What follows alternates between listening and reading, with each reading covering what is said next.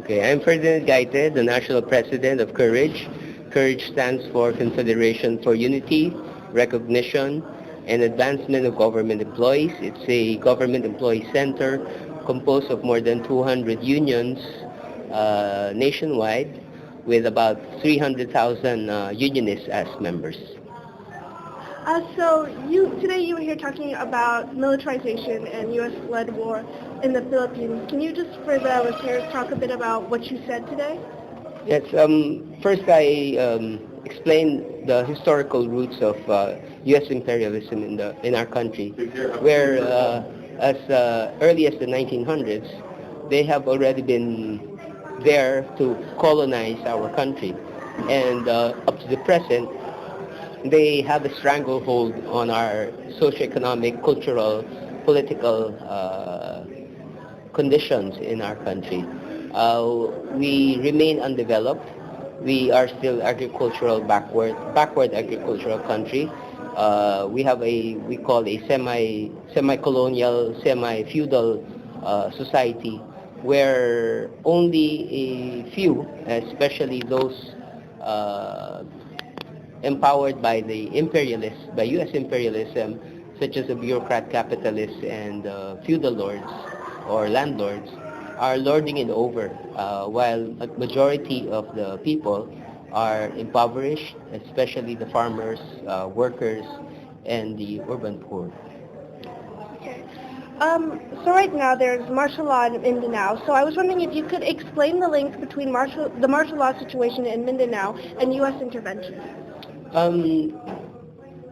Earlier on, Duterte promised to rule with the objective of changing the economy, our foreign relations, and he even took a stand against U.S. imperialism. He vowed to end the lopsided agreements. He even threatened to abrogate one of the agreements, the Enhanced Defense Cooperation Agreement, which permits the presence of U.S. troops in the Philippines, despite the abrogation of the original agreement allowing the presence of U.S. military bases in our country. It is within the design of the U.S. to have a dictatorial government to ensure that the interests of the U.S., which is actually present also in Mindanao, to use this power to ensure that the companies can operate freely. They can operate with ensuring the profits of the large profits of these companies unhampered by quote-unquote terrorist or rebel groups. And apparently Duterte was pulled to that concept, that instead of employing genuine democracy, he opted to take the iron fist, the dictatorial rule, the tyrannical rule, under through the declaration of martial law in Mindanao. He even threatened to declare martial law originally on the issue of drugs, but he had difficulty because according to the Philippine Constitution, martial law can only be declared in the presence of invasion or rebellion, which were not applicable to the drug problem.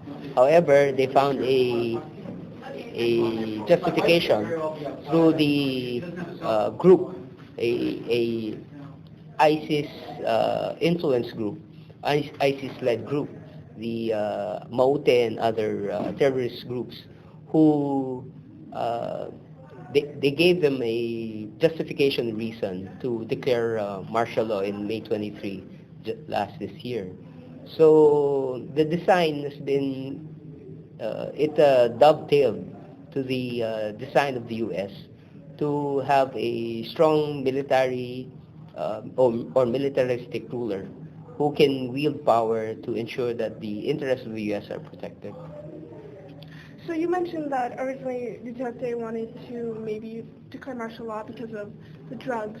Is there a fear that martial law may spread to the whole country? He already threatened that. Before the declaration of martial law on May 23, much earlier, he had stated that because the problem was so pervasive, it was nationwide, there was a need probably to declare martial law, although he backed down. But he flip-flopped, and eventually he declared martial law. He said that he won't declare martial law in 2016, about December. He said he won't declare martial law. Look what happened during the Marcos dictatorship. We did not benefit from martial law. But a few months after that, he does declare martial law.